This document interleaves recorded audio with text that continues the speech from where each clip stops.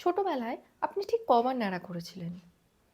আপনার শিশুটিকে অনেকবার ন্যাড়া করিয়েছেন, কিন্তু আপনার এক্সপেকটেশন অনুযায়ী ঘন কালো চুল তার হচ্ছে না। আজকের ভিডিওটা এক্স্যাক্টলি সেটা নিয়েই, যে ন্যাড়া করালেই কি ঘন কালো চুল শিশুদের হয়, এবং নবজাতকের জন্মের পর ন্যাড়া করানোর যে ব্যাপারটা ঘন কালো চুল পাওয়ার জন্য, সেটা কতটা বিজ্ঞানসম্মত জেনে নেব আজকের ভিডিওতে। যারা আমাকে ফার্স্ট টাইম দেখছেন তাদের জন্য বলে রাখি, আমি দেবারতী। আমি এই চ্যানেলে প্রেগনেন্সি, বেবি কেয়ার এবং হেলথ রিলেটেড নানা রকম ভিডিওস আপলোড করি। যারা এখনও পর্যন্ত আমাকে সাবস্ক্রাইব করেননি তাদের কাছে রিকোয়েস্ট, প্লিজ চ্যানেলটা সাবস্ক্রাইব করে নেবেন, বেল আইকনটাতে হিট করে রাখবেন, তাতে যখন যখন আমি কোনো ভিডিও আপলোড করব ফার্স্ট নোটিফিকেশানে আপনি সেটা পেয়ে যাবেন।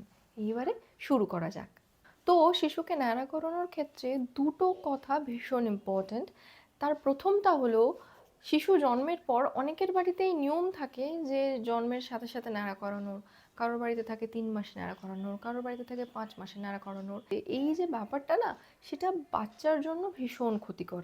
কারণ বাচ্চার ব্রেনের গ্রোথ হতে থাকে এবং স্কালের যে ডেভেলপমেন্টটা সেটাও কমপ্লিট হয় না, কারণ তখনও পর্যন্ত ব্রেন এবং স্কালের একটা এক্সপ্যানশন হতে থাকে।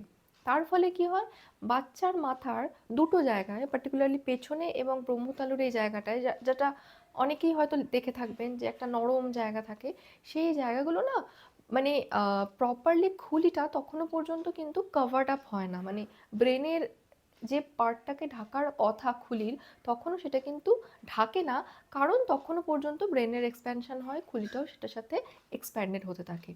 এই যে প্রসেসটা, সেটা চলতে থাকে প্রায় 18 মাস থেকে 2 বছর পর্যন্ত। সেটার জন্য ডাক্তারবাবুরা স্ট্রিক্টলি বলেন, একদম স্ট্রিক্টলি বলে দেন, 18 মাসের আগে বাচ্চার মাথা শেভ করা, ন্যাড়া করা যাবে না।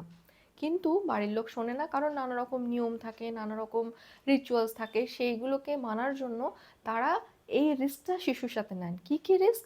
তার প্রথমটা হচ্ছে, এই যে খুর দিয়ে মাথা কামানো হচ্ছে, বাচ্চার মাথা তখন ভীষণ সফট, ভীষণ।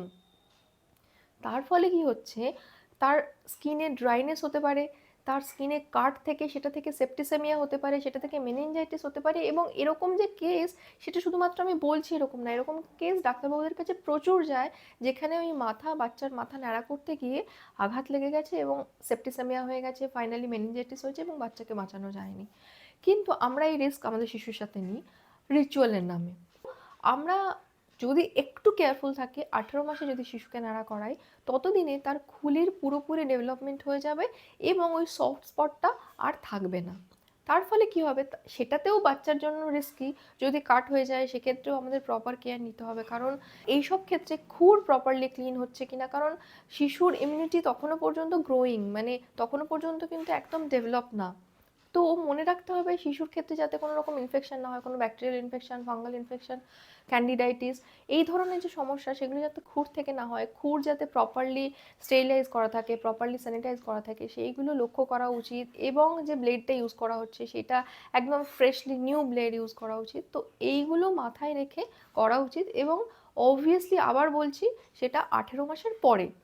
এইবারে দ্বিতীয় কথাতে আসি, যখন শিশু জন্মায় তখন তার মাথায় অলরেডি একটু সফট হেয়ার থাকে, যেগুলো ভীষণ সফট থাকে, এবং আপনি যদি মাথা ন্যাড়া করান না করান ডাজন্ট ম্যাটার, ওই চুলটা ঝরে যাবেই। এবং তার পরবর্তীকালে তার হেয়ারের যে সাইকেলটা, সেটাতে তার অ্যাডাল্ট হেয়ার, মানে অ্যাকচুয়াল তার যে একটা হেয়ার, সেটা কিন্তু গ্রোথ নেবে। এবং সেটা মোটামুটি ওই 6 মাস থেকে, মানে কোনো কোনো বাচ্চার ক্ষেত্রে একটু আর্লি হয়, কোনো কোনো বাচ্চার ক্ষেত্রে একটু দেরি করে হয়, মোটামুটি 6 মাস থেকে 1 বছর, এই যে টাইম রেঞ্জটা, সেটার মধ্যে তার অ্যাকচুয়াল যে হেয়ারটা, মানে পুরনো হেয়ার ঝরে গিয়ে, ওই নরম তুলতুলে যে হেয়ারটা, সেটা ঝরে গিয়ে নতুন হেয়ার গজাবে। যদি আপনি শেভ করেন, যদি আপনি নাড়া করান, যদি আপনি নাড়া না করান, ইট ডাজন্ট ম্যাটার, ওই চুল থাকবে না, এটা গ্যারেন্টিড। এবং এই হেয়ারের কোয়ালিটি, হেয়ারের টেক্সচার, কি কালার হবে, ওয়েভি হবে কিনা, কার্লি হবে কিনা, স্ট্রেট হবে কিনা, ব্রাউন হবে কিনা, ব্লন্ড হবে কিনা, এভরিথিং, তাড়াতাড়ি গ্রে হবে কিনা, বল্ডনেস আসবে কিনা, থিন হবে কিনা, কোর্স হবে কিনা, যা কিছু সব কিছু কিছু জিনের ওপর ডিপেন্ড করে। এটা কিন্তু একটা জিন নয়, এটা কিন্তু অনেকগুলো জিন। এবং আপনার পার্টনার এবং আপনারের যে জিন প্যাটার্ন আছে, সেইটার উপর ডিপেন্ড করে কিন্তু আপনার বাচ্চার হেয়ারের যে কোয়ালিটি, কালার, সব কিছু হবে। এই যে হেয়ারের ফলিকলসগুলো সেগুলো কিন্তু একদম মাপা, মানে যখন আপনি বাচ্চার জন্ম লগ্ন থেকে নিচ্ছেন, সে যতগুলো হেয়ার ফলিকলস নিয়ে জন্মাচ্ছে সেটাকে কোনোভাবেই আপনি আর বাড়াতে কমাতে পারবেন না কোনো কিছু খেয়েই বা কোনো কিছু করেই বা ন্যাড়া করিয়েই। তো এটা থাকবেই, এবং প্রত্যেকটা হেয়ার ফলিকল থেকে যেহেতু একটা হেয়ার স্ট্র্যান্ডই বেরোবে, তো সেই জন্য তার চুলের যে পরিমাণটা সেটাও কিন্তু এক থাকবে। যখন মানুষের অনেকটা বয়স হয়ে যায় তখন এই হেয়ার থিনিং ব্যাপারটা বেশি আসে, হেয়ারের ভলিউম কমে যায়, সেটা কিন্তু পার্টিকুলারলি এইটার জন্য, কারণ হেয়ার ফলিকলগুলো তখন শ্রিঙ্ক করে যেতে থাকে। এবং এটার সাথে আরও একটা জিনিস মনে রাখা দরকার, আগেকার দিনের ফুড হ্যাবিট ডিফারেন্ট ছিল, এখন আমরা যা কিছু খাই তার মধ্যে প্রচুর প্রচুর না মাইক্রোপ্লাস্টিক, যা কিছুই খাই। তো আমাদের এনভায়রনমেন্ট চেঞ্জ হয়ে গেছে, আমাদের ফুড কোয়ালিটি চেঞ্জ হয়ে গেছে, আমাদের লাইফস্টাইল চেঞ্জ হয়ে গেছে, আমরা জাঙ্ক ফুড খাই, আমরা প্রপার ডায়েট মেনটেন করি না, আমরা ঠিক করে এক্সারসাইজ করি না। তো আমাদের এই যে নানা রকম, মানে আগেকার দিনে যে কায়িক পরিশ্রমটা ছিল, এখন প্রচুর গেজেট, এখন সায়েন্স প্রচুর উন্নত, সেই জন্য সেই পরিশ্রমটা তো আমাদের হয় না, কায়িক পরিশ্রমটা। তার ফলে কি হয়, আমাদের এই সব কিছু চেঞ্জের জন্য আমাদের হেয়ারের প্যাটার্ন, হেয়ারের গ্রোথ, এগুলো চেঞ্জ হয়ে গেছে। এখন অনেক আর্লি স্টেজে দেখবেন যে হেয়ারের হোয়াইটনেস, মানে গ্রেইং যেটাকে বলে, সেটা অনেক আর্লি চলে আসছে। এগুলো কিন্তু এটার জন্য, প্লাস যদি আপনার মধ্যে এরকম কোনো জিন থাকে। আমাদের হেয়ার, মানে আমাদের শরীরের যাবতীয় হেয়ার এক্স্যাক্টলি কীরকম হবে সেটা অনেক জিনের ওপর ডিপেন্ডেন্ট।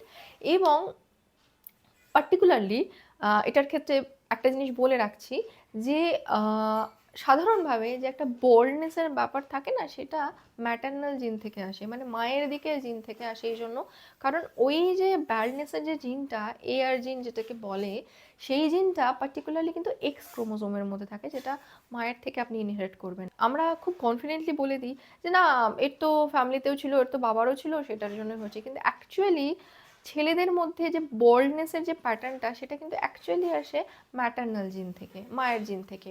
আমাদের শরীরে যে জিনটা, যেটা আমরা বাবার কাছ থেকে 50% এবং মায়ের কাছ থেকে 50% পাই, এই জিনগুলোর মধ্যে কিছু বিশেষত্ব আছে, যেগুলোকে অ্যাকচুয়ালি বলা হয় ডমিনেন্ট এবং রিসেসিভ ক্যারেক্টার। কোনো একটা পার্টিকুলার জিন যদি ডমিনেন্ট হয়, তাহলে যদি আপনার কোনো একজন বাবার মধ্যে বা মার মধ্যে সেই ডমিনেন্ট জিনটা আপনি পেয়ে যান, তাহলে সেই জিনটাই কিন্তু প্রকট হবে। আর যদি রিসেসিভ জিনের গুণ আপনার শরীরে আসে, সেক্ষেত্রে আপনার বাবার মধ্যেও থাকতে হবে, আপনার মায়ের মধ্যে থাকতে হবে। এইবার মজার ব্যাপার হচ্ছে, এই যে হেয়ার ওয়েভি হবে কিনা, হেয়ারে বল্ডনেস আসবে কিনা, হেয়ারের কালার কি হবে, মেলানিন কতটা প্রোডাকশন হবে, এই যে পুরো ব্যাপারগুলো, সেগুলো পুরোটা কিন্তু ডমিনেন্ট জিন। তো যদি আপনার বাবা মার কারোর মধ্যে এই জিন থাকে, সেটাই আপনার মধ্যে প্রকট হবে। এটাই হচ্ছে সমস্যা। তো আশা করছি আজকের ভিডিওটা ইনফরমেটিভ ছিল। যদি ইনফরমেটিভ মনে হয় তাহলে প্লিজ আপনার ফ্রেন্ডের সাথে শেয়ার করবেন। এবং আপনার বাচ্চাকে 18 মাসের আগে একদম ন্যাড়া করাবেন না। যদি একান্ত ন্যাড়া করাতেই হয়, কোনো নিয়ম রক্ষার খাতিরে যদি আপনাকে নত হতেই হয়, তাহলে আপনার বাচ্চার মাথার একটুখানি চুল কেটে, কাঁচি দিয়ে কাটবেন, কেটে আপনি ঠাকুরের উদ্দেশ্যে দিয়ে তাকে মনে মনে স্মরণ করে বলবেন। কোনো ক্ষেত্রেই আমার মনে হয় না ভগবান বা ঈশ্বর আপনাকে এরকম কিছু করাবে যেখানে আপনার শিশুর ক্ষতি হতে পারে, তাই না? তো আজকের মতো এই পর্যন্তই। Thank you so much for watching.